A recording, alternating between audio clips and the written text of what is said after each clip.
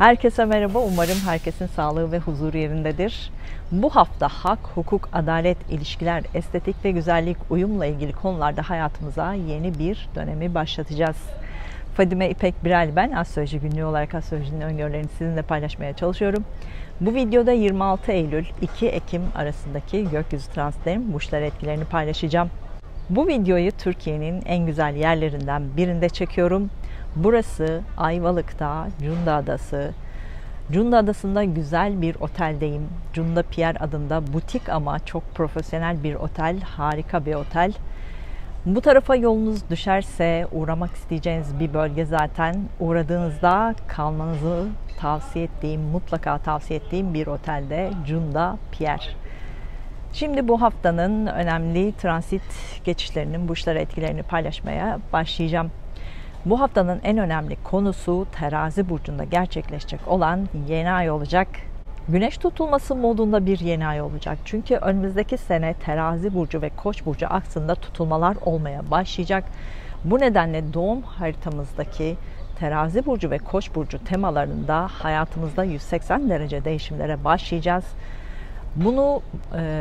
Bunun başlangıcı da bu hafta olacak. Tutulmaların hayatımızda 180 derece değişimler yarattığını önceki videolarda çok kez anlattım. İki burç arasında 1,5-2 yıl süren tutulmalar özellikle o iki burcu tepe taklak eder. Ama diğer burçların da bazı belirgin konularda tepe taklak olmasına sebep olur. 2021 Kasım 2023 Mayıs arasında Boğa burcu Akrep burcu aksında olacak. Boğa burcu ve Akrep burcu hayatında 180 derece değişimlere zorluyor. Bu dönemde özellikle Akrep burcu ve Boğa burcunun hayatında 180 derece değişimler olmak zorunda kalacak. Yani tutulmalar belli zamanlarda gerçekleşse de etkileri 1,5-2 sene sürüyor. 9 sene ve 18 senede bir de aynı burçlarda gerçekleşiyor. Tutulmaların olduğu 1,5-2 sene içinde hayatımızdaki köklü değişimleri tamamlamaya çalışıyoruz. Bunu bazen planlı yapıyoruz. Bazen de kontrolümüz dışında gerçekleşiyor. Aslında tutulmalar bizim farkındalığımızı da artırıyor. Algılarımızın daha da genişlemesini sağlıyor. Farkında olanlar bilinçli ve hızlı değişimleri yaparken farkında olmayanlar, değişime karşı koyanlar zorlanıyor. Hayat beni çok yoruyor demeye başlıyor ama aslında değişim zamanını yaşıyor. Değişime karşı koyanlar sağlık ve psikolojik sorunları daha fazla karşılaşıyorlar. Bu haftaki yeni ay nedeniyle hak, hukuk, adalet, mimarlık, estetik, ilişkiler konusunda hayatımızda yenilikler katılacak. 6 ay boyunca bu yenilikler hayatımıza katılacak. Bunları tecrübe edeceğiz, anlamaya çalışacağız. Sağlık konusunda da bu hafta pankreas, böbrekler, sırt, bazı hormonlarla ilgili konulara dikkat etmemiz gerekiyor. Eller, kollar, solunum sistemleri, sinir sistemleri hala gündemde. Bunlara daha da dikkat etmek gerekiyor. Mars hala İkizler burcunda ilerliyor. Hayatımızda bazı konularda daha hızlı ilerliyoruz.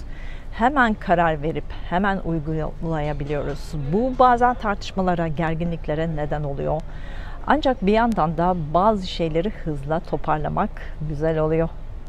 Hem yeni ay hem de Mars'ın etkisiyle bu hafta hava grubu burçların hayatında çok büyük yenilikler başlıyor. Yani Terazi burcu, İkizler burcu ve Kova burcunun hayatında yenilikler başlayacak.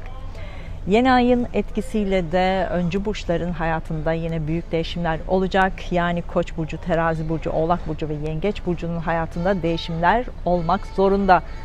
Bu değişimler önümüzdeki 2 sene gündemde olacak. Öncü burçlar 6 ay yenilikleri iyi anlamalı, iyi analiz etmeli, hayatına katmalı. Hayatında 180 derece değişimleri yapmaya başlayacaklar. Şimdiden temelini hazırlamaya başlamalılar. Merkür bu hafta Başak burcunda ve hala retro halinde. İletişim araçlarını kullanırken daha dikkatli olmalıyız. Fazla detayları düşünmek yorucu olabilir. İletişimde sorunlar olabilir. Konuşurken ve dinlerken daha yavaş olmalıyız. Karşımızdakine odaklanmak zor olacak. Bu da bazen sorunlar yaratabilir. Yavaş olmak gerekiyor. Algılamada sorun yaşanabilir. Bunun olabileceğini bilin. Buna göre davranın. Venüs bu hafta Başak burcunda yeni para kazanma yöntemiyle ilgili araştırmalar yapabiliriz. farklı para kazanma yöntemleriyle ilgilenebiliriz. Para konusunda çok fazla detay düşünebiliriz. Hizmet alanları, sağlık alanları, kamu alanlarıyla ilgili yeni yatırım konularında başlangıçlar yapabiliriz. Ancak buna dair imzaları önümüzdeki hafta yapmak daha sağlıklı olacak. Bu hafta para konusunda şanslı burçlar Başak Burcu, Aslan Burcu, Balık Burcu olacak. Bu hafta aşk konusunda mantıklı düşünceler var. Detaylı düşünceler var. Duyguları mantıkla yönetebiliriz. Duygusal olmakta da bu hafta biraz zorlanabiliriz. Bu hafta aşkta şanslı burçlar Başak Burcu, Oğlak Burcu, Boğa Burcu ve Balık Burcu olacak. Satürn Kova burcunda ve retro halinde yavaş ilerliyor. Teknolojik alanlarla ilgili, sosyal mecralarla ilgili, sosyal alanlarla ilgili hayatımıza neleri kattık? Bunlardan fayda sağladık mı? Bu konularda daha fazla ne yapabiliriz? Bunları düşünmeliyiz. Ekim sonundan itibaren bu konularda daha hızlı adımlar atacağız. Bu hafta Plüto Oğlak burcunda ve retro halinde Ocak ayında gizli kapaklı yaşanan konular bu hafta açığa çıkabilir. Bu konuların bittiğini artık kabullenmeliyiz. Hangi burç, hangi alanda bunu yaşıyor burçlar kısmında anlatacağım. Danışmanlıkla ilgili veya sormak istediğiniz konularla ilgili astrolojigünlüğü@gmail.com adresime mail atabilirsiniz. Astroloji ve Ben isimli kitabımla ilgili de imzalı olarak isterseniz kargo bilgilerinizi astrolojigünlüğü@gmail.com adresime mail ile sipariş verebilirsiniz. Şimdi 26 Eylül 2 Ekim 2022 arasındaki gökyüzündeki transitlerin burçlar etkilerini paylaşacağım. Burçlara dair dakikaları aşağıda açıklamalar kısmında yazacağım. Dakikalara tıklayarak burçlarınıza daha hızlı ilerleyebilirsiniz.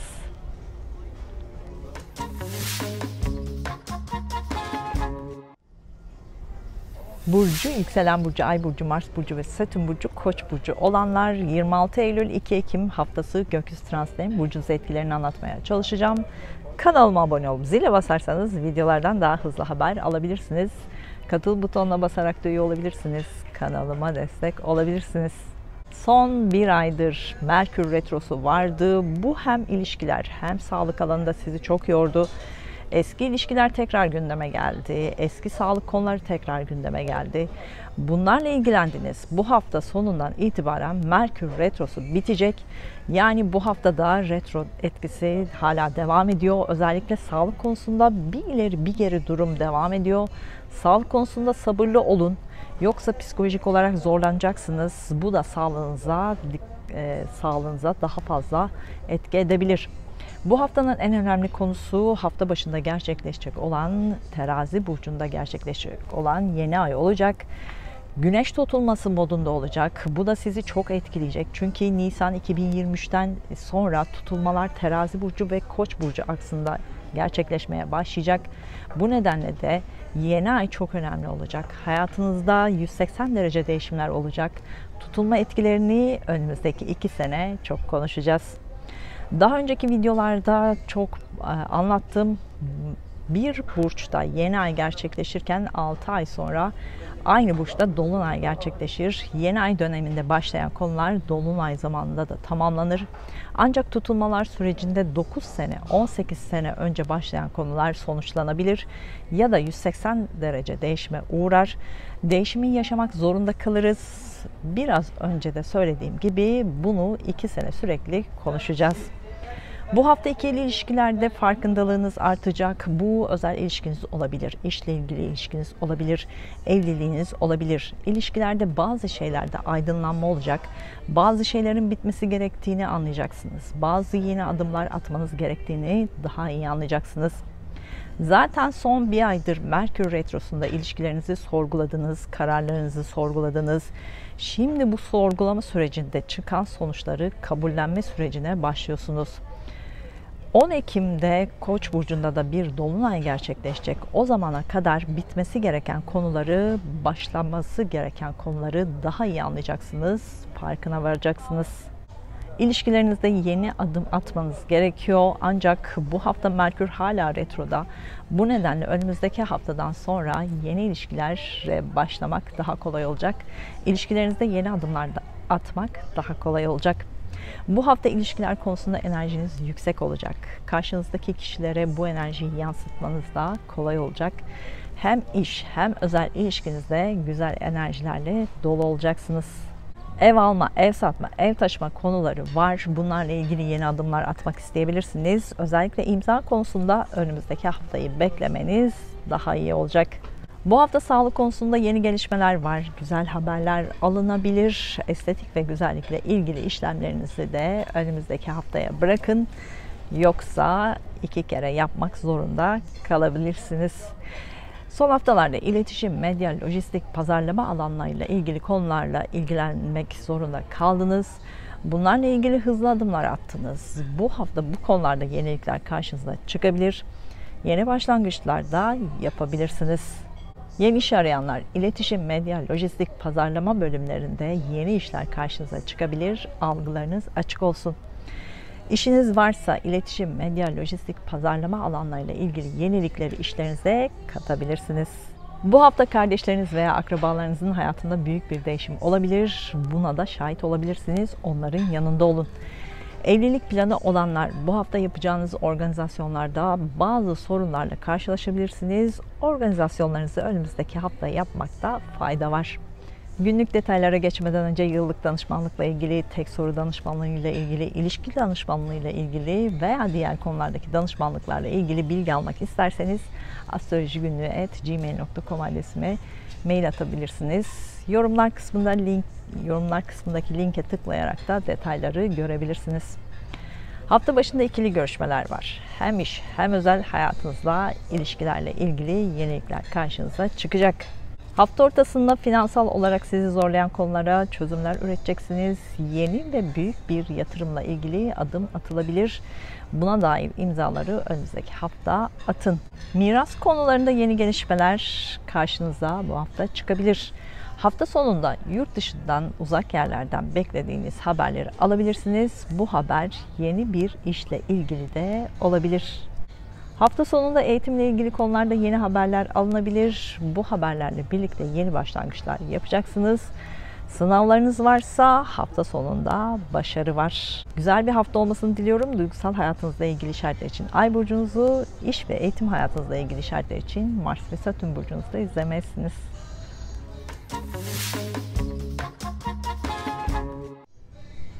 Burcu, yükselen burcu, ay burcu, Mars burcu ve Satürn burcu, boğa burcu olanlar 26 Eylül 2 Ekim haftası gökyüzü transitlerinin burçlar etkilerini paylaşmaya çalışacağım. Kanalıma abone olup zile basarsanız videolardan daha hızlı haber alabilirsiniz. Katıl butonuna basarak da üye olabilirsiniz. Kanalıma destek olabilirsiniz. Bu haftanın en önemli konusu Terazi burcunda gerçekleşecek yeni ay olacak. Bu nedenle sağlık konularında hayatınızda yeni gelişmeler olacak. Bu haftadan sonra sizin sağlığınız olabilir, çevrenizdekilerin sağlığı olabilir, çocuklarla ilgili sağlık konuları olabilir. Bunlarla ilgili eski konularla ilgilendiniz. Bu haftada bu konular devam edecek. Bu konularda eskiden yarım kalmış konuları toparlamak daha kolay olacak. Sağlık sektörü, kamu sektörü, hizmet sektörü, eğitim sektöründe yeni haberler alınabilir. Eskiden beklediğiniz haberleri alabilirsiniz. Yeni adım atmak istenebilir. İmza atılmak istenirse ancak imzaları önümüzdeki hafta atmakta fayda var. Sağlık sektöründe, kamu sektöründe, hizmet sektöründe, eğitim sektöründe işleriniz varsa bu hafta bu alanlarda güneş gibi parlayacaksınız. Son haftalarda para konuları gündemimizdeydi. Bu haftada parasal olarak güzel gelişmeler olacak. Beklediğiniz para elinize gelebilir. Yeni para konuları da gündeme gelebilir. Para kazanma, parayı yatırıma dönüştürme konularında hızlı adımlar da atılabilir. Finansla ilgili işleriniz varsa bu işlerinizde yoğun olacaksınız. Bu işlerinizle ilgili değişimler olabilir.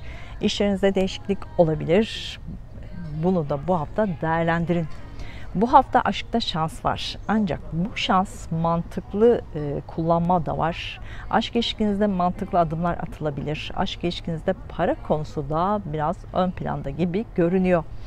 Bu hafta çocuklarla ilgili konularda daha fazla para harcanabilir. Sahnelerle ilgili işleriniz varsa, sanatla ilgili işleriniz varsa, topluluk önünde işleriniz varsa, çocuklarla ilgili işleriniz varsa bu işlerden daha fazla bu hafta para kazanabilirsiniz. Sene başından beri işinizle ilgili yeni teknolojik alet ve sistemleri hayatınıza katmanız gerekiyordu. Yeni teknolojik alet ve sistemleri öğrenmeniz gerekiyordu. Bu hafta bunlarla ilgili eksik kalmış konuları toparlamaya çalışın. Bu alet ve sistemleri hayatınıza katmaya çalışın. Bu hafta eğitimle ilgili konularda ani değişimler yaşanabilir. Deprem etkisi olabilir. Bunu kabul edin. Bazı şeylerin bittiğini kabul edin. Yoksa psikolojik sorunlar yaşanabilir. Sene başından beri iş, kariyer, eğitim konularında çok şey öğrendiniz. Geçmişte yaşadıklarınızı, kazandığınız tecrübeleri daha da farkına varmaya başladınız. Bu sizi bir adım ileriye taşıyacak. Şimdi bunları düşüneceksiniz. Hangi alanda geçmişten gelen tecrübeleriniz var? Bunları iyi düşünün. Bu tecrübeler size yeni bir iş fikirleri de getirecek. Ekim ayı sizin için çok önemli bir ay olacak. Çünkü ay sonunda bir güneş tutulması olacak. Her videoda detaylarını anlatıyorum. Bu güneş tutulmasıyla birlikte hayatınızda 180 derece değişimler başlayacak. Şimdiden planlarını yapın. Değişimin kontrolünü elinize alın. Günlük detaylara geçmeden önce yıllık danışmanlıkla ilgili tek soru danışmanlığı, ilişki danışmanlığı veya diğer konulardaki danışmanlıklarla ilgili bilgi almak isterseniz astrolojigünlüğü@gmail.com adresime maille sipariş verebilirsiniz. Yorumlar kısmında da link bırakacağım. Detayları görebilirsiniz. Hafta başında sizin veya çevrenizdekilerin sağlık konularıyla ilgili ani değişimler yaşanabilir. Dikkatli olun. Pankreas, böbrek, sırtla ilgili konulara dikkat edin. Hafta ortasında hem iş hem özel ilişkinizde başlangıçlar var. İkili görüşmeler çok fazla yapacaksınız. Yeni ortaklık konuları da gündeme gelebilir. Yeni ilişki başlangıcı da olabilir. Evlilik organizasyonlarınızı hafta ortasında yapabilirsiniz. Hafta sonunda finans konuları var. Banka işlemleriyle yoğun olacaksınız. Finansla ilgili yeni konular karşınıza çıkacak. Yeni yatırım konuları da gündeme gelebilir. Güzel bir hafta olmasını diliyorum. Duygusal hayatınızla ilgili işaretler için Ay burcunuzu, iş ve eğitim hayatınızla ilgili işaretler için Mars ve Satürn burcunuzda izlemelisiniz.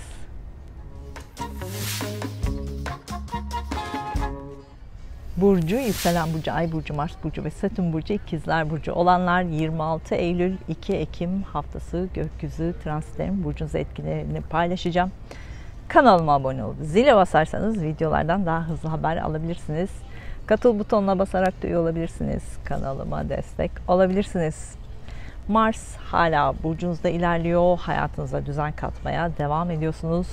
İş, eş, evlilik, eğitim hayatınızdaki birçok konuyla ilgili bu hafta yeni adımlar atılabilir. Bu adımlar başlangıç olacak. Son 2 senedir atamadığınız yeni adımları şimdilerde daha kolay atacaksınız. Yeni iş arayanlar bu hafta kesinlikle yeni iş bulabilirsiniz. Algılarınız açık olsun. Ancak işle ilgili imzaları önümüzdeki haftaya bırakın. Bu hafta ebeveynlerinizle ilgili eskiden yarım kalmış konularda görüşmeler yapılabilir. Ebeveynlerinizle ilgili para konuları da gündeme gelebilir. Onlardan parasal destek alabilirsiniz ya da onlara parasal destek sağlayabilirsiniz. Bu hafta evinizle ilgili konularda daha fazla para harcanabilir. Evinizde dekorasyon değişikliği de yapabilirsiniz. Ev alma, ev satma, ev taşıma konuları da gündemde. Eğer bunlarla ilgili daha önceden plan yaptıysanız adımlar atın, ancak yeni adımlar atmayın. Bunlara dair imzaları önümüzdeki hafta yapmanızda fayda var. Yeni aşk arayanlar, ebeveynleriniz sizi yeni biriyle tanıştırabilir. İlk tanışmada mantığınız ve duygularınız karışabilir, karar vermek zor olabilir. Bu hafta çocuklarla ilgili konularda yeni ve büyük bir değişim başlangıcı olacak. Buna dair yeni adımları önümüzdeki hafta daha kolay atabilirsiniz. Önümüzdeki 2 sene çocuklarla ilgili konular hayatınızı çok değiştirecek. Bunları 2 sene çok konuşacağız. Bu hafta çocuklarla ilgili yeni konularda yenilikler var, güzel konular var. Mesela yeni bebeğiniz olacağı haberini alabilirsiniz. Evinize yeni bebek de bu hafta gelebilir. Bu hafta aşk ilişkinizde güzel gelişmeler de olacak. Bu haftadan sonra başlayacak yeni aşk 2 sene gündemimizde olacak. Yeni bir aşk başlangıcı olabilir. Var olan aşk ilişkinizde ciddi kararlar alabilirsiniz. Bu konuda önümüzdeki hafta yeni adım atmanız daha iyi olacak. Bu hafta sahnelerle ilgili işleriniz varsa, topluluk önünde işleriniz varsa, sanatla ilgili işleriniz varsa bunlarda güneş gibi parlayacaksınız. Bu işlerle ilgili yeni başlangıçlar yapılabilir. Sene başından beri yurt dışında, şehir dışında işler yapma konusu vardı. Bu konularda disiplinli ve planlı olmanız gerekiyordu. Yurt dışıyla, şehir dışıyla ilgili konularda daha planlı olmanız gerekiyordu. Bu alanlarla ilgili konularda uzun vadeli planlar yapmanız gerekiyordu. Şimdi bunlarla ilgili farkındalığınız artacak. Bunlardan dersler çıkartın, tecrübeler kazanın. Bu tecrübeler Ekim sonundan itibaren işinize yarayacak. Sene başından beri eğitimle ilgili konularda disiplinli olmanız gerektiğini anladınız, planlı olmanız gerektiğini anladınız, uzun vadeli planlar yapmanız gerektiğini anladınız. Şimdi bu planları hızla tamamlayın. Eğer plan yapmadıysanız, disiplinli olmadıysanız şimdi oturup bunları iyi düşünün. Bunlardan dersler çıkartın. Bu ay sonuna itibaren bu dersler işinize yarayacak. Günlük detaylara geçmeden önce yıllık danışmanlıkla ilgili tek soru danışmanlığı, ilişki danışmanlığı veya diğer konulardaki danışmanlıklarla ilgili bilgi almak isterseniz astrolojigünlüğü@gmail.com adresine mail atabilirsiniz. Yorumlar kısmındaki linke tıklayarak da detayları görebilirsiniz. Hafta başında aşk ilişkinizle ilgili görüşmeler var. Duygusal zamanlar yaşanabilir. Hafta başında çocuklarla ilgili konularda yenilikler karşınıza çıkacak. Bunları değerlendirin. Çocuklarla ilgili duygusal zamanlar daha fazla olacak.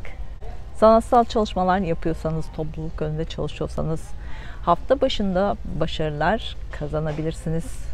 Hafta ortasında sağlık sektöründen, hizmet sektöründen, kamu sektöründen iş başvurularınıza cevap bekliyorsanız bu cevabı alabilirsiniz, yeni başlangıç yapabilirsiniz. Bu alanlarda işi olanlar hafta ortasında büyük bir başarı da kazanabilir.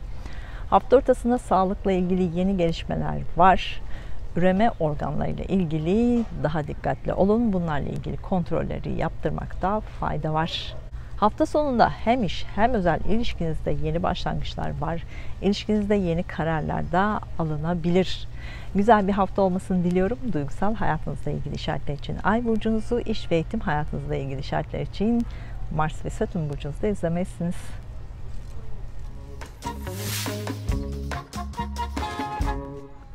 Burcu, yükselen burcu, ay burcu, Mars burcu ve Satürn burcu, yengeç burcu olanlar 26 Eylül 2 Ekim haftası gökyüzü transitinin burcunuz etkilerini anlatmaya çalışacağım. Kanalıma abone olup zile basarsanız videolardan daha hızlı haber alabilirsiniz. Katıl butonuna basarak üye olabilirsiniz. Kanalıma destek olabilirsiniz. Son haftalarda kardeşleriniz, akrabalarınız, yakın çevrenizdeki kişilerle olan konular daha fazla gündemimizdeydi. Bu hafta artık ev, aile, ebeveynler daha fazla gündemimizde olmaya başlayacak. Daha önce planladığınız evinizle ilgili değişiklikleri bu hafta tamamlamak daha kolay olacak. Ev alma, ev satma, ev taşıma konularını tamamlayabilir. Yeni bir evde, yeni bir hayata başlayabilirsiniz. Evlilik planı olanlar bu hafta organizasyonlarınızı yapın. Yeni bir hayata başlayın. Ancak organizasyonlarda bazı sorunlar yaşanabilir. Önümüzdeki hafta imza atmakta, organizasyon yapmakta fayda var.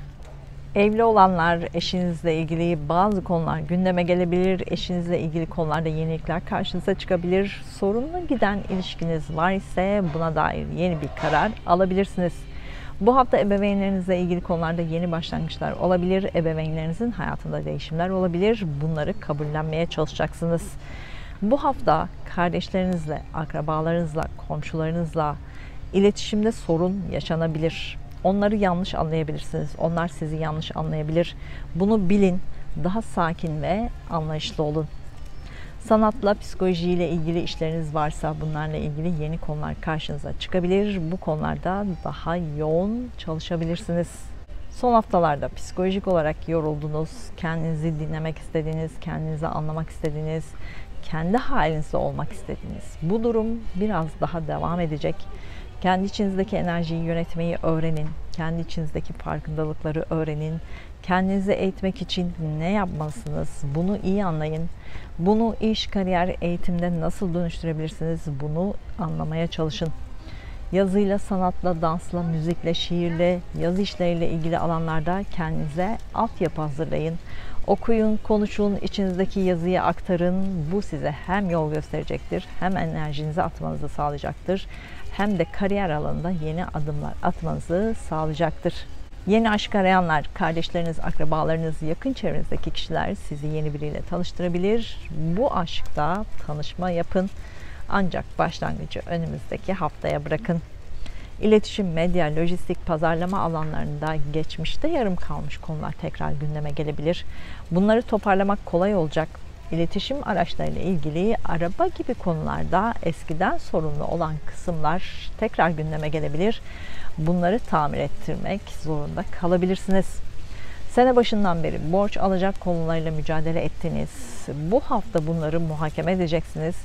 Eski borç konuları karşınıza çıkabilir. Bunları ödemek daha kolay olacak.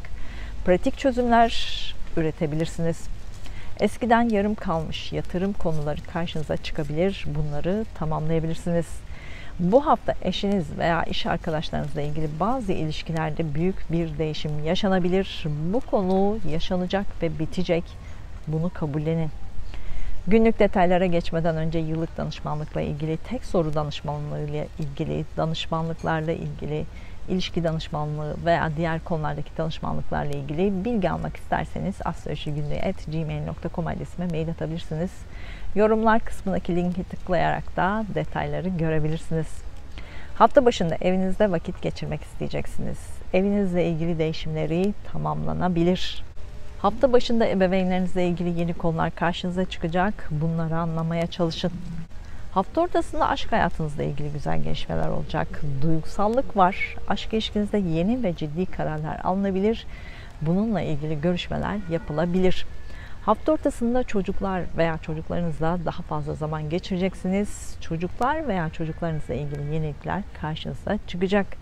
Çocuklarla ilgili iş yapıyorsanız, sahnelerle ilgili iş yapıyorsanız bu işlerinizde yeni başlangıçlar da yapılabilir. Hafta sonunda sağlık konusunda yenilikler karşınıza çıkacak. Güzel gelişmelerin haberini de alabilirsiniz. Sağlık sektöründen, hizmet sektöründen, kamu sektöründen işle ilgili beklediğiniz haberleri de hafta sonu alabilirsiniz. Güzel bir hafta olmasını diliyorum. Duygusal hayatınızla ilgili işaretler için Ay burcunuzu, iş ve eğitim hayatınızla ilgili işaretler için Mars ve Satürn burcunuzu izlemezsiniz.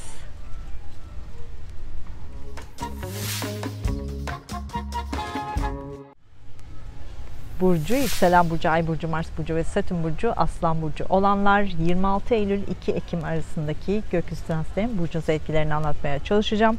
Kanalıma abone olup zile basarsanız videolardan daha hızlı haber alabilirsiniz. Katıl butonuna basarak da üye olabilirsiniz. Kanalıma destek olabilirsiniz. Son senelerin yorgunlarındansınız. Bir yandan geçen seneden beri Satürn ilişkilerde sizi sınıyor. Yine geçen sene sonundan beri tutulmalar hemen her alanda sizi sınıyor. Bunları hayatınızda büyük değişim olması, bunlarla ilgili değişimler olması gerekiyor. Bu nedenle planetler sizi zorluyor diye düşünün. Değişimlere açık olun. Değişimlerin planını yapın. Yoksa mecbur kalacaksınız. Ekim sonu Kasım başındaki tutulmalar hayatınızı toparlamanıza neden olacak. Hayatınızdaki köklü değişimleri tamamlamanıza neden olacak. Bu yüzden bu değişimlerin ne olacağına siz karar verin. Buna karar verirken değişimi kabul edip gerçekleştirmeniz gerektiğini de bilin. Son haftalarda para konuları hep gündemdeydi. Parayla ilgili güzel gelişmeler oldu. Bu haftadan sonra iletişim, medya, pazarlama, lojistikle ilgili konularda büyük adımlar atmaya başlayacaksınız. Ancak bu adımları atmak için 2 Ekim sonrasını bekleyin. Zaten önümüzdeki 2 sene bu konularda hayatınızda 180 derece değişimler yaşanacak. 6 ayda bunların alt zeminini hazırlamaya başlayacaksınız. Önümüzdeki haftadan sonra iletişim, medya, pazarlama, lojistikle ilgili iş konularında başlangıçlar yapılabilir. Eğitim konularında başlangıçlar yapılabilir. Bu alanlarda işleriniz varsa bunları bir adım ileriye taşıyacak yeni fikirler oluşturulabilir. Başka alanlarda işleriniz varsa iletişim, medya, lojistik, pazarlama ile ilgili konuları işlerinize katabilirsiniz. Böylece işlerinizi geliştirmeye de başlayabilirsiniz. Bu haftayla birlikte bu konuda daha kolay hareket etmeye başlayacaksınız. Zaten son 2 senedir iş, kariyer, eğitim konularında köklü değişimler yapmak zorunda kaldınız. Aniden başlayan, aniden biten iş konuları da oldu. Şimdi kendinize yeni bir alanda yeni bir iş, kariyer, eğitim fırsatı da yaratabilirsiniz. Bu hafta kardeşlerinizle, akrabalarınızla veya yakın çevrenizdeki kişilerle olan ilişkilerinizde yeni başlangıçlar yapılabilir. Yeni akrabalarınızla tanışmaya başlayabilir. Yeni komşularınızla tanışmaya başlayabilirsiniz. Önümüzdeki 6 ay bunları tecrübe edeceksiniz. Kardeşlerinizle ilgili, komşularınızla ilgili, yakın çevrenizdeki kişilerle ilgili yeni konular sürekli karşınıza çıkacak. Bunları muhakeme edeceksiniz. Bu konularda sınanacaksınız. Onların hayatındaki yenilikleri de kabullenmeye çalışın. Son haftalarda sosyal mecralarda, sosyal alanlarda, arkadaş ortamlarında çok fazla zaman geçirdiniz. Bazen gergin durumlar yaşamış olabilirsiniz. Sabrınızı sınayacak durumlarla karşılaşmış olabilirsiniz. Bu haftada bazı gergin durumlarla karşılaşabilirsiniz. Sabrınızın taştığı durumlarla karşılaşabilirsiniz. Siz hemen parlayan birisiniz. Bu yüzden kendinizi kontrol etmeniz zor. Sorun olduğunda ortamdan hızla uzaklaşmak çözüm olacaktır. Sorunları çözmek için ortamdan uzaklaşın. Yeni iş arayanlar bu hafta sosyal mecralarda, sosyal alanlarda yeni işler bulabilirsiniz. Algılarınız açık olsun. Daha önce başvurduğunuz işlerden haber alıp başlangıçta yapabilirsiniz. Bu haftada para konuları gündemde. Parayla ilgili güzel gelişmeler var. Beklediğiniz para elinize gelebilir. Banka işlemlerinde, teknolojik alet ve sistemlerde sorun olabilir. Bunları kullanırken yavaş olun, dikkatli olun. Doğum haritanızda Aslan Burcu 3 derece ise uzaklarla ilgili konularda şanslı bir dönemde olacaksınız. Eskiden yarım kalmış uzaklarla ilgili konularda da güzel haberler alınabilir. Doğum haritanızda Aslan Burcu 3 derece ise eğitimle ilgili konularda şans var. Eğitimle ilgili eskiden yarım kalmış konular hızla tamamlanabilir. Günlük detaylara geçmeden önce yıllık danışmanlıkla ilgili, tek soru danışmanlığı, ilişki danışmanlığı veya diğer konulardaki danışmanlıklarla ilgili bilgi almak isterseniz astrolojigünlüğü@gmail.com adresime mail atabilirsiniz. Yorumlar kısmındaki linke tıklayarak da detayları görebilirsiniz. Hafta başında kardeşleriniz, komşularınız veya akrabalarınızla ilgili yeni haberler var. Onların hayatında değişimler olabilir. Onların yanında olun. Hafta ortasında evinizde olmak, ailenizle birlikte olmak isteyeceksiniz. Ebeveynlerinizle vakit geçirebilir. Eşinizle vakit geçirebilirsiniz. Hafta ortasında ebeveynlerinizle ilgili değişiklikler karşınıza çıkabilir. Yeni haberler de alınabilir. Ev taşımak, evde tadilatlar yapmak için hafta ortası uygun olacak. Bunlarla ilgili yeni gelişmeler de karşınıza çıkacak. Hafta sonunda aşk ilişkinizle ilgili yeni kararlar var, ciddi kararlar var. Yeni bir aşk başlangıcı da olabilir. Güzel bir hafta olmasını diliyorum. Duygusal hayatınızla ilgili işaretler için Ay burcunuzu, iş ve eğitim hayatınızla ilgili işaretler için Mars ve Satürn burcunuzu da izlemelisiniz.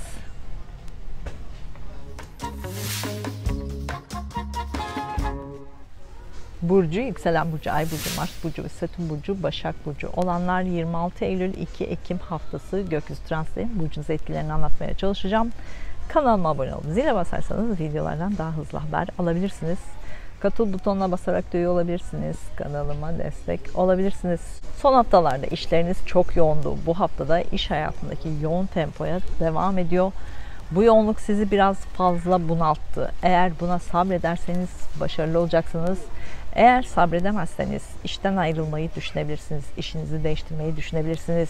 Eğer bu hafta işten ayrılsanız yeni iş bulmanız da kolay olabilir. Mart 2023'e kadar iş, kariyer, eğitim konuları yoğun olacak. Bunu bilin, planlarınızı buna göre yapın. Son haftalarda eğitim konusunda yoğundunuz ve yoruldunuz. Bu yoğunluk sizi bunaltmış olabilir.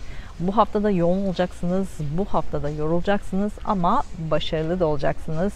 Eğitim konusunda yenilikleri daha kolay hayatınıza katacaksınız. Bu hafta para konusunda şanslısınız. Yeni para konuları da gündeme gelebilir. Parayla ilgili güzel gelişmelerle karşılaşabilirsiniz. Para kazanmayla ilgili yeni fikirler üretin. Çünkü önümüzdeki 2 sene bu fikirler hep gündeminizde olacak. Bu hafta özellikle para konusunda büyük adımlar atmaya başlayacaksınız. Yeni bir yatırım için başlangıç olabilir. Eğitimle ilgileniyorsanız finans konularında eğitim başlangıcı olabilir. Yemek sektörü veya sporla bağlantılı işlerden para kazanmaya başlayabilirsiniz. Yemek, finans, gayrimenkul sektörüyle ilgili yeni konular karşınıza çıkmaya başlayacak. Bunlarla ilgili bu hafta büyük adımlar atılabilir. Merkür hala burcunuzda ve retro halinde, geçmişte yarım kalmış konuları daha çok fazla konuşacaksınız. Bu konuları toparlamak kolay olacak. Son 2 senedir planlayıp yapamadığınız konular karşınıza çıkabilir. Bunları toparlamak kolay olacak. Bu hafta iletişim araçlarıyla ilgili bazı sorunlarla karşılaşabilirsiniz. Araba gibi araçlarla ilgili konularda sorunlarla karşılaşabilirsiniz. Daha önceden sorunlu olan iletişim araçlarınız, araba gibi araçlar ya tamir edeceksiniz ya da yenisiyle değiştirmek zorunda kalabilirsiniz. Bu hafta aşk konusunda şanslısınız. Aşk ilişkinizde yeni adımlar atılabilir. Ancak bu adımları hızlandırmak için önümüzdeki haftayı bekleyin.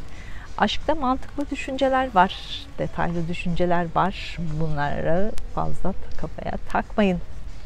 Yeni aşk arayanlar, Venüs aşkta size destek veriyor. Yeni biriyle tanışabilirsiniz. Yeni aşkı bulmanız çok kolay olacak. Algılarınızı açın. Ancak ilk başlangıçta duygularınız ve mantığınız karışabilir. Kafanız da karışabilir. Siz çok fazla detay düşünen birisiniz. Bu nedenle hayatınızda birçok konuda hızlı adımlar atmanız zor. Hayatınıza düzen katmak için bütün detayları düşünmek istersiniz. Sonunu düşünmek istersiniz. Sonunun mükemmel olmasını hep hedeflersiniz. Mükemmele ulaşmak için de çok çalışmanız gerektiğini düşünürsünüz. Aslında pratik düşünen birisiniz. Analiz yeteneğiniz fazla. Bu yönlerinizi daha iyi kullanırsanız çok fazla zaman kaybetmeden pratik olarak mükemmeli yakalamak nasıl olur? Bunu çözmelisiniz. Doğum haritanızda Başak Burcu son derecelerde ise ikili ilişkilerde aldanma ve aldatılmalar var. Karşınızdaki kişilere dikkat edin.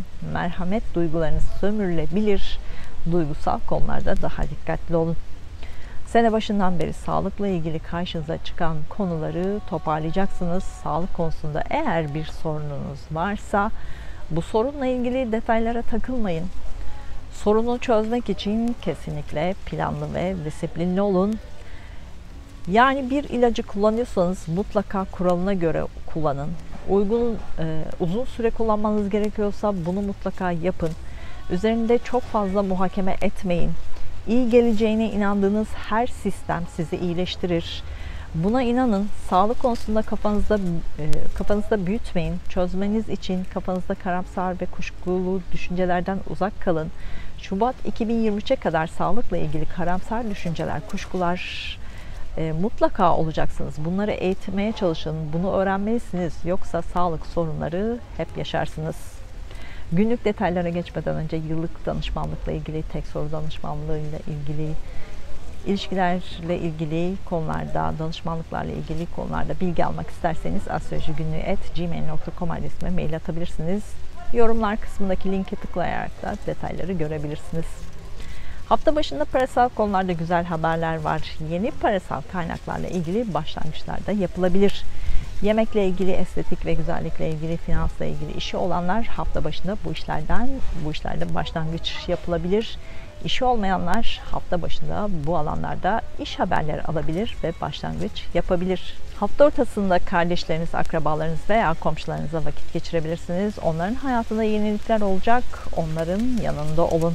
Hafta sonunda evinizle ilgili değişimler için yeni kararlar alınabilir. Evlilik planı olanlar hafta sonunda organizasyonlarınızı yapın, ancak bazı sorunlarla karşılaşabilirsiniz. Hafta sonunda ebeveynlerinizle ilgili yeni konularda karşınıza çıkabilir. Onların hayatında değişimler de olabilir. Güzel bir hafta olmasını diliyorum. Duygusal hayatınızla ilgili şartlar için Ay burcunuzu, iş ve eğitim hayatınızla ilgili şartlar için Mars ve Satürn burcunuzu izlemelisiniz.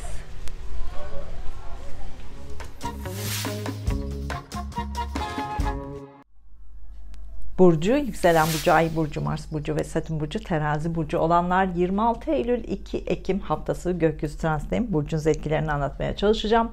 Kanalıma abone olup zile basarsanız videolardan daha hızlı haber alabilirsiniz. Katıl butonuna basarak da üye olabilirsiniz. Kanalıma destek olabilirsiniz. Güneş bu hafta burcunuzda ilerliyor. Bu hafta doğanların doğum günü kutlu olsun. Sağlıklı ve huzurlu nice seneler diliyorum. Bu hafta Güneş size enerji katacak. Bulunduğunuz ortamlarda Güneş gibi parlayacaksınız. Bunu iyi kullanmalısınız. Güneşin enerjisinden faydalanmalısınız. Bu haftanın en önemli konusu tabii ki burcunuzda, Terazi burcunda gerçekleşecek yeni ay olacak. Bu güneş tutulması modunda bir yeni ay olacak. Hayatınızın birçok alanında artık yenilikler karşınıza çıkmaya başlayacak. 6 ay bu yenilikleri anlayacak ve hayatınıza katacaksınız. Bu yenilikler sizin hayatınızda 180 derece değişimler yapmanıza da neden olacak. Çünkü önümüzdeki 2 sene tutulmalar Terazi burcu, Koç burcu aksında olacak. Bu da sizin hayatınızda köklü değişimleri yapmanızı gerektiğini işaret ediyor. Buna dair konuları 2 sene boyunca konuşacağız. Yenilikler için planlar yapın, hayaller kurun, ritüeller yapın. Bu hafta sizin haftanız. Ruhunuzu, bedeninizi yeniliklere hazırlayın. Zaten güzel enerjiler sayesinde kendinizi yenilemek daha kolay olacak. Merkür retro halinde, bu nedenle ruhsal olarak da kendi içinize çekilme zamanındasınız. Zaten son haftalarda eski konular hep karşınıza çıktı. Eskileri düşündünüz, bunları muhakeme etme süreci oldu. Kendi kendinize konuştunuz, kendi kendinize yazdınız, çizdiniz. Belki bir şeyleri artık bitirmeniz gerektiğini daha iyi anladınız. Yeni adımlar atmanız gerektiğini daha iyi anladınız. Bu hafta bunları daha fazla düşüneceksiniz. Bazı şeylerin şimdi farkına varırsanız ilerleyen zamanlarda hayatınızda neleri değiştirmeniz gerektiğini daha iyi anlayacaksınız. Yeni aydan birkaç gün önce içiniz daralabilir. Siz bunu abartmayın. Yeni ayla birlikte her şey feraha erecek. Bunu bilirseniz sizi bunaltan konulara daha sabırlı olabilirsiniz.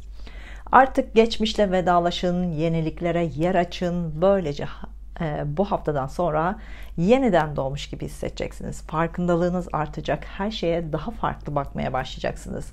Farklı bakış açılarını da kazanacaksınız.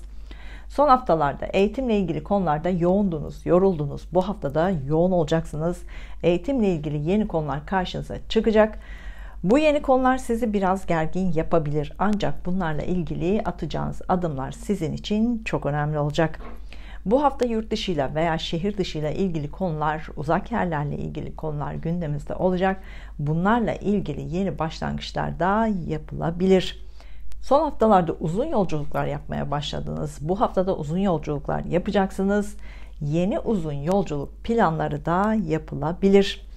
Sene başından beri çocuklarınızla ilgili konularda sınanmalar halindeydiniz. Çocuk veya çocuklarınızla ilgili değişimleri kabullenmek zorunda kaldınız. Zaman zaman yoruldunuz ve bunaldınız. Bu hafta çocuk veya çocuklarınızla ilgili geçmişte yarım kalmış konular karşınıza çıkacak. Bunlarla ilgili tamamlanması gereken konuları tamamlayacaksınız. Bunlarla ilgili yeni konular da karşınıza çıkabilir. Geçmişte yarım kalmış aşk konuları bu hafta karşınıza çıkabilir. Bununla ilgili yenilikler karşınıza çıkabilir. Karar almanız zor olacak. Kararları Ekim sonuna bırakın. Günlük detaylara geçmeden önce yıllık danışmanlıkla, tek soru danışmanlığı, ilişki danışmanlığı veya diğer konulardaki danışmanlıklarla ilgili bilgi almak isterseniz astrolojigünlüğü@gmail.com adresime mail atabilirsiniz. Yorumlar kısmındaki linke de tıklayarak detayları görebilirsiniz. Hafta başında burcunuzda yeni ay gerçekleşecek. Bu yeni ayın etkisiyle enerjiniz çok yüksek olacak. Duygusal olarak biraz yoğunluk var. Çok yoğun olacaksınız. Duygularınızı kontrol etmek zor olacak. Ruhsal olarak da derin duygular içinde olacaksınız. Hayatınızda yeni bir dönem başlayacak. Karşınıza yeni konular çıkacak. Bunları anlayacak ve hayatınıza katacaksınız. Hafta ortasında kendinizi güçlü hissedeceksiniz. İletişimde çok yoğun olacaksınız. Duygusal ilişkinizle ilgili görüşmeler yapılabilir. Yeni bir karar alabilirsiniz. İş ve aşk görüşmeleri için hafta başına, hafta ortasına randevu verebilirsiniz. Hafta ortasında eğitimle ilgili konularda büyük başarı var. Eğitimle ilgili konularda başarı kazanılabilir. Hafta ortasında parasal konularda olumlu gelişmeler karşınıza çıkacak. Para konusunda olumlu sonuçlar olacak. Yeni parasal kaynaklarla ilgili gelişmeler de olabilir. Hafta sonunda kardeşlerinizle, akrabalarınızla, komşularınızla zaman geçirebilirsiniz. Onlarla ilgili yeni gelişmelerin haberini de alabilirsiniz. Kardeşlerinizin hayatında yenilik olacak. Bunun haberini de alabilirsiniz. Güzel bir hafta olmasını diliyorum. Duygusal hayatınızla ilgili işaretler için Ay burcunuzu, iş ve eğitim hayatınızla ilgili işaretler için Mars ve Satürn burcunuzda izlemelisiniz.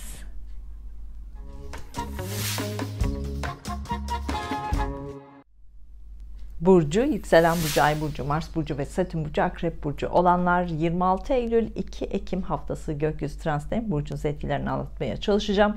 Kanalıma abone olup zile basarsanız videolardan daha hızlı haber alabilirsiniz. Katıl butonuna basarak da üye olabilirsiniz. Kanalıma destek olabilirsiniz. Son senelerin en kafası karışık olanlarından biri de sizsiniz.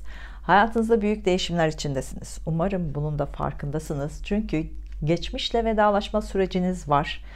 Bu hayatınızda sizi etkileyecek hemen her konuda olabilir. İlişkileriniz konusunda olabilir. Geçmişte takıntılı olduğunuz konularda olabilir. Takıntılı olduğunuz konuları bırakmayı artık öğrenmelisiniz. Zaten geçen sene sonundan beri bunu öğrenmeye çalışıyorsunuz. Belki farkındasınız, belki farkında olmadan bunu yapıyorsunuz ama her ne şekilde ise kesinlikle takıntılarınızdan artık kurtulun. Bunu Ekim sonu, Kasım başında daha iyi anlayacaksınız. Bu hafta gerçekleşecek yeni ay sizi biraz gergin yapabilir. İçinizin daraldığını hissedebilirsiniz. Kendinizde bazı değişimleri yapmanız gerektiğini anlayacaksınız. Kendi içinizde bazı sorgulamaları yapmanız gerektiğini anlayacaksınız. Bu yeni ay size bunu anlatmaya çalışacak.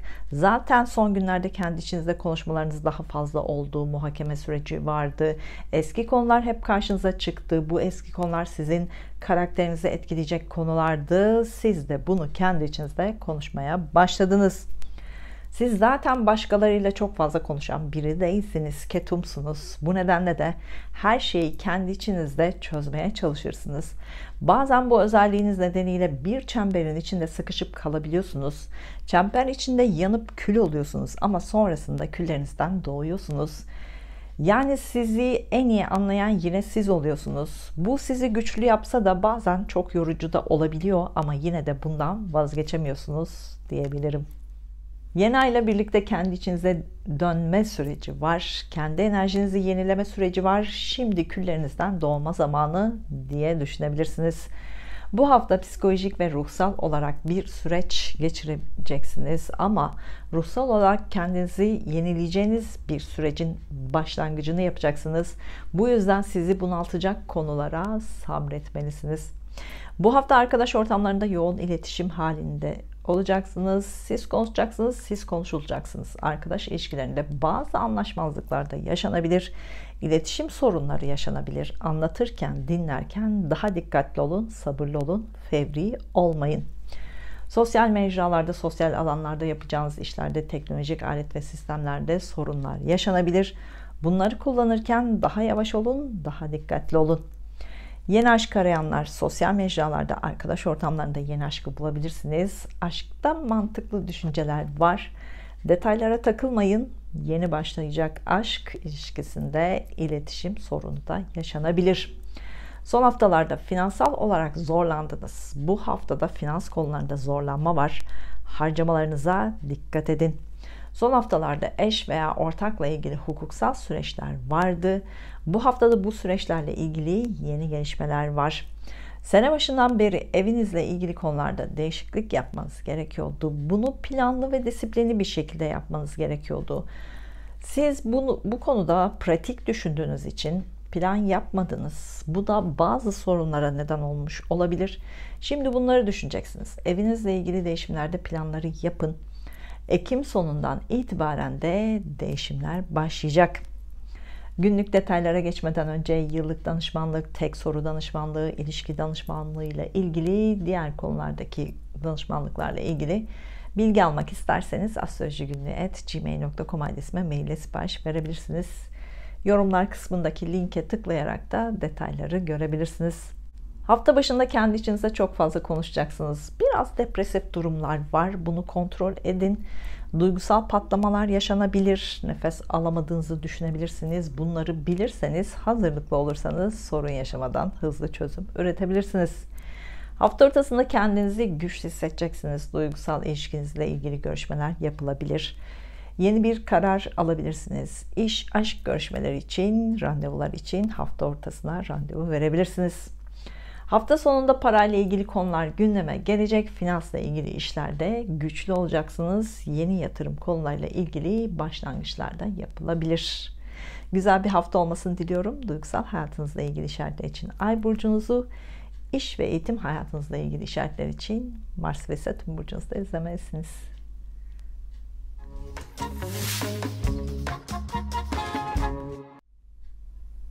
Burcu, yükselen burcu, ay burcu, Mars burcu ve Satürn burcu, yay burcu olanlar 26 Eylül 2 Ekim haftası gökyüzü transiti burcunuz etkilerini anlatmaya çalışacağım. Kanalıma abone olup zile basarsanız videolardan daha hızlı haber alabilirsiniz. Katıl butonuna basarak da üye olabilirsiniz. Kanalıma destek olabilirsiniz. Son haftalarda ilişkiler konusu sizi biraz yordu. Bu haftada ilişkiler konusu gündemimizde olacak.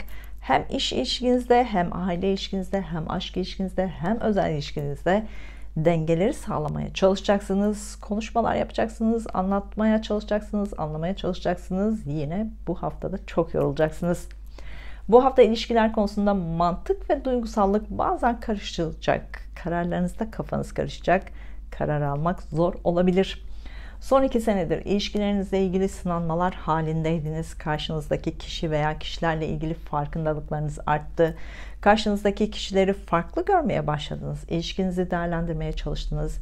Belki ilişkilerinizi düzenlediniz, belki düzenleyemediniz. Bu hafta ilişkilerinizle ilgili eksik kalan konuları toparlayabilirsiniz.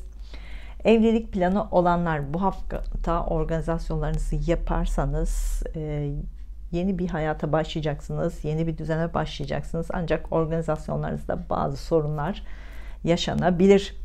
Evliliğinizde sorun yaşıyorsanız ilişkinizi sorgulayacaksınız. Ancak eşinizden uzak durun. Yoksa evliliğinizde büyük sorunlar yaşanabilir. Son haftalarda ev alma, ev satma, ev taşıma, evde büyük tadilatlar yapma konularıyla ilgilendiniz. Bu hafta bunlarla ilgili yeni başlangıçlar yapılabilir. Bu hafta eş veya ortakla ilgili parasal konularda şanslıydınız. Eş veya ortakla ilgili güzel para gelişi de var. Bu hafta işinizden daha fazla para kazanabilirsiniz. İşle ilgili alanlardan güzel para akışları olacak. Yeni aşk arayanlar, işle ilgili alanlarda, eğitimle ilgili alanlarda yeni aşkı bulabilirsiniz. Algılarınız açık olsun. Bu hafta sosyal alanlarda daha fazla zaman geçireceksiniz. Çevrenizde daha fazla kişi olacak. Sosyal mecralarda, sosyal alanlarda güneş gibi parlayacaksınız. Sosyal mecralar, sosyal alanlarla ilgili projelerinizde hızla başlatabilirsiniz. Bu hafta Terazi burcunda yeni ay gerçekleşecek. Siz son günlerde arkadaşlarınızla ilgili değişimler yapmak zorunda kaldınız. Arkadaşlarınızın değiştiğini düşünmeye başladınız. Onlarla olan ilişkilerinizin değiştiğini görmeye başladınız. Eski arkadaşlarınızla olan ilişkilerinizi yenilemek zorunda kaldınız. Bu hafta bununla ilgili muhakemeler yapacaksınız. Arkadaşlarınızla daha fazla zaman geçireceksiniz. Bu haftadan sonra hayatınıza yeni arkadaşlar katılmaya başlayacak. Onlarla ilişkilerinizi düzenlemeye çalışacaksınız. Bu yeni arkadaşlar size yeni şeyler de öğretecekler. Bu hafta Merkür Retrosu var. İşle ilgili alanlarda teknolojik alet ve sistemlerde sorun yaşanabilir. Bunlarla ilgili daha yavaş olun. Kullanırken daha dikkatli olun. Bu hafta iş arkadaşlarınızla ilişkilerinizde sorunlar yaşanabilir. İletişim sorunu yaşayabilirsiniz. Anlatırken ve dinlerken daha yavaş olun. Hızdan kaçının. Sene başından beri iletişim, medya, lojistik, pazarlamayla ilgili konularda disiplinli olmanız gerektiğini anladınız. Planlı olmanız gerektiğini anladınız. Daha uzun vadeli planlar yapmanız gerektiğini anladınız. Şimdi bunlarla ilgili eksik konuları tamamlayacaksınız. Bu alanlardan dersler çıkartacaksınız. Neler öğrenmeniz gerekiyor? Bunları daha iyi analiz edeceksiniz. Günlük detaylara geçmeden önce yıllık danışmanlıkla ilgili tek soru danışmanlığı, ilişki danışmanlığı veya diğer konulardaki danışmanlıklarla ilgili bilgi almak isterseniz astrolojigünlüğü@gmail.com adresine mailinizle sipariş verebilirsiniz. Yorumlar kısmındaki linki tıklayarak da detayları görebilirsiniz. Hafta başında sosyal alanlarda, sosyal mecralarda zaman geçireceksiniz. Çok fazla iletişim halinde olacaksınız. Hafta başında teknolojik ortamlarda, e-ticaret gibi alanlarda işi olanlar büyük başarılar kazanabilir, yeni adımlar atılabilir. Hafta ortasında enerjinizi yenilemek isteyeceksiniz. Duygusal olarak da çok yoğun olacaksınız. Ani duygu değişimleri de yaşanabilir, içinizin daraldığını hissedebilirsiniz. Hafta sonunda enerjiniz yüksek olacak, kendinizi güçlü hissedeceksiniz. İş ve aşk görüşmeleri için hafta sonuna randevu verebilirsiniz. Güzel bir hafta olmasını diliyorum. Duygusal hayatınızla ilgili işaretler için Ay burcunuzu, iş ve eğitim hayatınızla ilgili işaretler için Mars ve Satürn burcunuzda izlemelisiniz.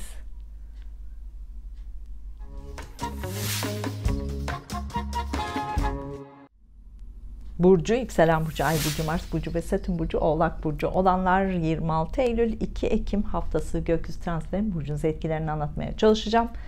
Kanalıma abone olup zile basarsanız videolardan daha hızlı haber alabilirsiniz. Katıl butonuna basarak duyuyor olabilirsiniz. Kanalıma destek olabilirsiniz. Bu hafta işlerinizle ilgili güzel gelişmeler olacak. İş alanınızda güneş gibi parlayacaksınız. Yeni fırsatlar karşınıza çıkabilir. Bunu değerlendirirseniz yeni başlangıçlara adım atabilirsiniz. Bu hafta işlerinizle ilgili yeni başlangıçlar yapacaksınız. Bu sizin için güzel ve başarılı bir sürecin başlangıcını da işaret ediyor. Bu hafta iş, kariyer, eğitimle ilgili karşınıza çıkacak yeni konulara dikkat edin. Bu yenilikler önümüzdeki 2 senenin fragmanı olacak. İşi olmayanlar ve iş arayanlar bu hafta iş bulmanız daha kolay olacak. Kesinlikle başvurular yapın, görüşmeler yapın, ancak imzaları önümüzdeki haftaya bırakın. Son haftalarda sağlık konuları daha fazla gündemimizdeydi. Sizin sağlığınız olabilir, çevrenizdekilerin sağlığı olabilir. Bu hafta da sağlıkla ilgilenmek zorunda kalabilirsiniz.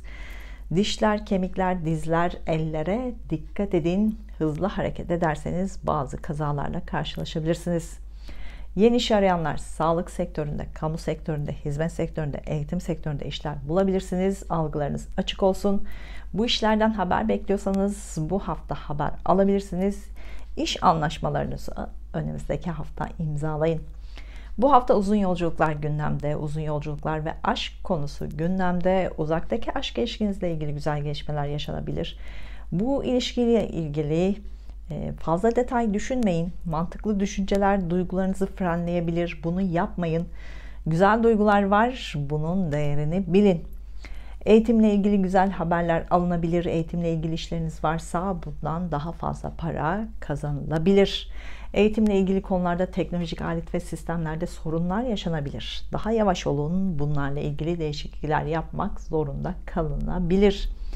Geçen seneden beri aşk ilişkinizle ilgili farkındalığınız değişmeye başladı. Aşkla ilgili, aşk ilişkinizle ilgili, cinsel konularla ilgili farklı düşünmeye başladınız. Farklı hissetmeye başladınız. Bu farklılık ilişkilerinizde ani kararlar almanıza neden oldu. Bu farklılık nedeniyle aniden başlayan, aniden biten aşk ilişkileri yaşamak zorunda kaldınız. Kişilik olarak farklı kişiye aşık oldunuz. Yaşça farklı, kültür olarak farklı bir kişiye aşık oldunuz. Bu hafta bunları daha fazla düşüneceksiniz. Sene başından beri para konuları gündemimizdeydi. Yeni yatırım konuları gündemimizdeydi. Para kazanmayla ilgili disiplinli olmanız gerekiyordu. Planlı olmanız gerekiyordu. Eğer bunları yaptıysanız şimdi daha kolay para kazanacaksınız. Parayla ilgili öğrendiklerinizi şimdi daha iyi anlayacaksınız. Bunları muhakeme edeceksiniz. Bunlardan tecrübe çıkartın. Bu tecrübeler Ekim sonundan itibaren çok işinize yarayacak. Eskiden yarım kalmış bazı gizli kapaklı konular tekrar karşınıza çıkabilir. Gizli konular açığa çıkabilir. Bu sizin hayatınızda deprem etkisi yaratabilir. Eskiden farkında olmadığınız gizli kapaklı konular karşınıza çıkabilir. Bunları iyi anlayın. Bu konuların kapandığını iyi anlayın. Bir daha geriye bakmayın. Günlük detaylara geçmeden önce yıllık danışmanlık, tek soru danışmanlığı, ilişki danışmanlığı ile ilgili veya diğer konulardaki danışmanlıklarla ilgili bilgi almak isterseniz astrolojigünlüğü@gmail.com adresime mail atabilirsiniz. Yorumlar kısmındaki linke tıklayarak da detayları görebilirsiniz. Haftanın başında işle ilgili yoğunluk var. Başvurduğunuz işlerden haber alınabilir. Yeni bir işe başlanabilir. Bu proje 2 sene gündemimizde olacak. Eğitimle ilgili konularda hafta boyunca başarı var. Enerjiniz çok yüksek olacak. Uzun zamandır beklediğiniz haberleri de alabilirsiniz. Yeni eğitim konuları da karşınıza çıkacak. Hafta ortasında sosyal alanlarda, sosyal mecralarda, teknolojik ortamlarda işi olanlar, bu alanlarda büyük bir başlangıçlar yapılabilir. Bu alanlarda uzun zamandır sürüncemede olan konular toparlanabilir. Hafta ortasında arkadaşlarınızla birlikte vakit geçirebilirsiniz. Yeni arkadaşlarla tanışılabilir. Hafta sonunda duygu ve mantık karmaşası yaşayacaksınız. Ruhsal olarak zor 2 gün geçirebilirsiniz. İçinizin daraldığını düşüneceksiniz. Enerjiniz düşük olabilir. Fazla yemek yeme isteği içinde de olabilirsiniz. Dikkatli olun. Güzel bir hafta olmasını diliyorum. Duygusal hayatınızla ilgili işaretler için Ay burcunuzu, iş ve eğitim hayatınızla ilgili işaretler için Mars ve Satürn burcunuzu izlemelisiniz.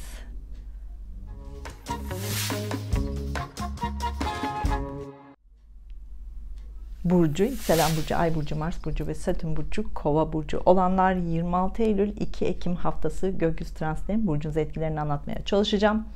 Kanalıma abone olup zile basarsanız videolardan daha hızlı haber alabilirsiniz. Katıl butonuna basarak da üye olabilirsiniz. Kanalıma destek olabilirsiniz. Bu hafta gündeminizde eğitim konuları var. Eğitimle ilgili yeni konular gündeme gelebilir. Eğitimle ilgili alanlarda güneş gibi parlayacaksınız. Göz önünde olacaksınız. Sahnelerde olacaksınız. Yurt dışında veya şehir dışında iş yapma planınız varsa, yurt dışında veya şehir dışında yaşama planınız varsa, taşınma planınız varsa bu hafta bu konular gündeme gelebilir. Bunlarla ilgili hayallerinizi kurun, yeni planları yapın. Doğum haritanızdaki açılara göre bunlarla ilgili net adımlar atacaksınız. Önümüzdeki 2 sene bu konular hep olacak. Bu hafta daha fazla uzun yolculuk yapılabilir. Uzaklarla ilgili konularda güzel haberler alınabilir. Uzaklar ve aşk konusu gündemde. Uzaktaki aşk ilişkinizle ilgili hızlı adımlar da atılabilir. Son haftalarda aşk konuları sürekli gündemimizdeydi. Bu haftada aşk konuları gündemde. Aşkla ilgili hızlı adımlar atılabilir. Ancak daha mantıklı olursanız aşk konusunda bazı şeyleri netleştirmeniz daha kolay olacak. Son haftalarda çocuklar veya çocuklarınızla ilgili konularda yoğundunuz. Son 2 senedir çocuklarla ilgili konularda yoğundunuz. Bazı kararlar vermeniz gerekiyordu. Belki bu kararları verdiniz ve uyguladınız. Şimdi eksik kalmış kararları vereceksiniz. Çocuklarla ilgili konularda hızlı adımlar atılabilir. Önceden eksik kalmış konular tamamlanabilir. Bu konularda yeni gelişmeler karşınıza çıkabilir. Son haftalarda topluluk önünde daha fazla zaman geçirmeye başladınız. Bu alanlarda daha ön planda olmaya başladınız. Bu haftada topluluk önünde olacaksınız. Bu alanlardaki işlerinizde başarılı olacaksınız. Sahnelerle ilgili işleriniz varsa, sanatla ilgili işleriniz varsa bunlarla ilgili bu hafta yeni başlangıçlar yapılabilir. Bu konularla ilgili uzun yolculuklar da yapılabilir. Son haftalarda daha fazla para harcamaya başladınız. Bu finansal olarak sizi zorladı. Eski para konuları tekrar gündeme gelebilir.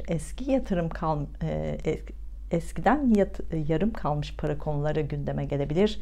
Beklediğiniz para da elinize gelebilir.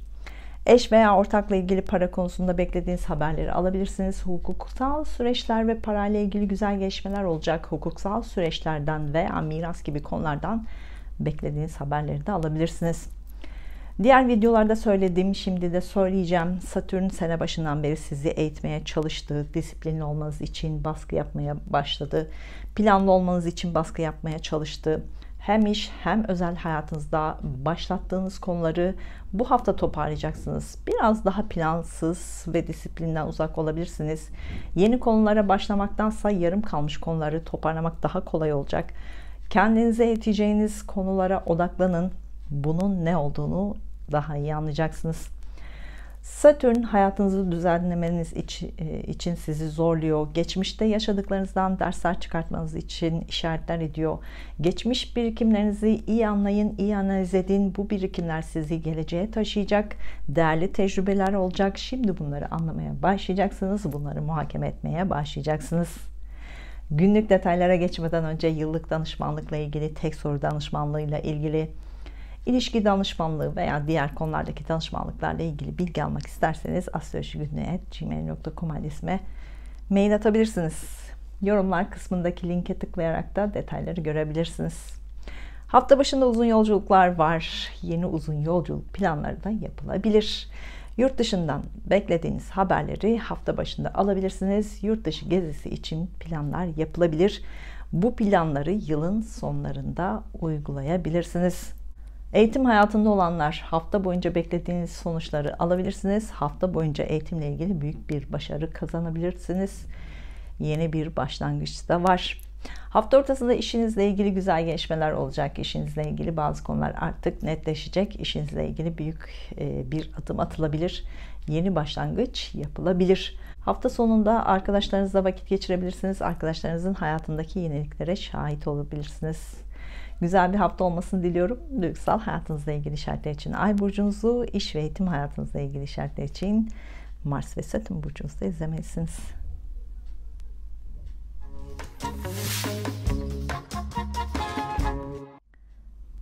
Burcu, yükselen burcu, Ay burcu, Mars burcu ve Satürn burcu, Balık burcu olanlar 26 Eylül 2 Ekim haftası gökyüzü transitinin burcunuzu etkilerini anlatmaya çalışacağım. Kanalıma abone olup zile basarsanız videolardan daha hızlı haber alabilirsiniz. Katıl butonuna basarak da üye olabilirsiniz. Kanalıma destek olabilirsiniz. Son 2 senedir ev alma, ev satma, ev taşıma konuları vardı. Belki bunları tamamladınız. Belki bazı konular yarım kaldı. Eksik kalan konular şimdi toparlanacak. Bunları toparlamak kolay olacak. Bu hafta yeni konularda gündeme gelecek. Bunlarla ilgili yeni adımlar da atılabilir. Bu hafta ebeveynlerinizle daha fazla vakit geçirebilirsiniz. Onlarla bazen gergin durumlarda yaşanabilir. Sabrınız sınanacak. Bunun olacağını düşünerek sabırlı olun. Ebeveynlerinizle ilgili konularda duygu ve mantık karmaşası yaşanabilir. Bu hafta eşinizle ilişkinizde gergin olabilirsiniz. Ani patlamalar yaşanabilir. Düşünmeden hareket edebilirsiniz. Eşinizle ilgili sabrınız sınanabilir. Sakin kalırsanız büyük sorun yaşamazsınız. Eşinizle ilgili konularda duygu ve mantık karmaşası da yaşanabilir. Bu yüzden net kararlar almayın. Eşinizle ilgili iletişimde anlaşmazlıklar yaşanabilir. Anlatırken, dinlerken daha yavaş olun. Algılarınız yanılabilir. Bu da sorun yaratabilir. Yanlış anlaşılmalar yaşanabilir. Evlilik planı olanlar bu hafta organizasyonlarınızı yapın. Bu organizasyonlarda ani bir gelişmeyle karşılaşabilirsiniz. Organizasyonlarda sorunlar olabilir. Sabırlı olun. Bu hafta finans konuları gündemimizde. Sizin parasal konularınız olabilir. Çevrenizdekilerin para konusu olabilir. Harcamaları biraz abartabilirsiniz. Bu hafta yeni kredi konusu da gündeme gelebilir. Banka işlemleriyle ilgili yeni konular gündeme gelebilir. Bunlarla ilgili adımlar atın. Ancak imzaları önümüzdeki haftaya bırakın. Bu konular önümüzdeki 2 sene gündemimizde olacak. Eş veya ortakla ilgili hukuksal süreçler var ise onlarla ilgili yeni konular gündeme gelebilir. Bu konular biraz uzun da sürebilir. Bu hafta eşinizle birlikte romantik planlar yapabilirsiniz. Duygusal zamanlar yaşanabilir. Partnerinizle uzun yolculuklar da yapılabilir.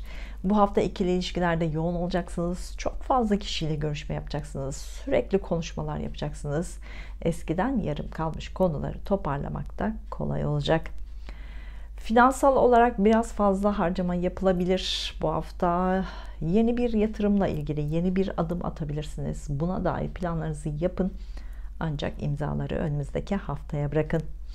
Eşiniz veya ortağınızla ilgili güzel para konuları da var. Onlardan para desteği alabilirsiniz. Eşiniz veya ortağınız da daha fazla para kazanabilir. Bu hafta sezgileriniz çok yüksek olacak. Mistik konularla ilgilenebilirsiniz. Duygularınız yoğun olacak. Sezgilerinize de güvenebilirsiniz. Estetik ve güzellikle ilgili ameliyat konuları da gündemimizdeyse bunları önümüzdeki haftaya bırakın. Miras konuları varsa bu konularda yeni haberler alınabilir. Bu konularda güzel haberler alınabilir. Satürn bu sene kendinizi geliştirmeniz için sizi zorluyor. Kendinizdeki değeri anlamanızı istiyor. Kendinizi eğitmenizi istiyor. Bunu iyi anlarsanız, Şubat'a kadar bunu yaparsanız, Şubat'tan sonra hayatınızın hemen her alanında değişimler olacak. Hayatınızı yeniden planlayacaksınız. Buna da hazırlık yapın. Günlük detaylara geçmeden önce yıllık danışmanlıkla, tek soru danışmanlığı, ilişki danışmanlığıyla ilgili, diğer konulardaki danışmanlıklarla ilgili bilgi almak isterseniz astrolojigünlüğü@gmail.com adresime mail atabilirsiniz. Yorumlar kısmındaki linke tıklayarak da detayları görebilirsiniz. Haftanın başında finansal olarak sizi zorlayan konulara çözümler üreteceksiniz. Bu yeni kredi başlangıcı olabilir. Borçlarınızı kapatma konusu olabilir. Banka işlemleriyle çok yoğun olacaksınız. Banka işlemleriyle ilgili yeni gelişmeler var. Hafta ortasında yurt dışından, şehir dışından beklediğiniz haberleri alabilirsiniz. Yurt dışıyla ilgili yeni konular gündeme gelebilir. Bununla ilgili planlar yapılabilir. Eğitim hayatında olanlar, hafta boyunca başarı var. Eğitim konularında yenilikler karşınıza çıkacak. Yeni bir eğitim hayatı da başlayabilir. Hafta sonunda işinizle ilgili yeni ve büyük bir adım atılabilir. Bu adım size başarılar getirecek. Sosyal mecralarla ilgili, sosyal alanlarla ilgili yeni ve büyük bir projeyi de başlatabilirsiniz. Güzel bir hafta olmasını diliyorum. Duygusal hayatınızla ilgili işaretler için Ay burcunuzu, iş ve eğitim hayatınızla ilgili işaretler için Mars ve Satürn burcunuzu da izlemelisiniz.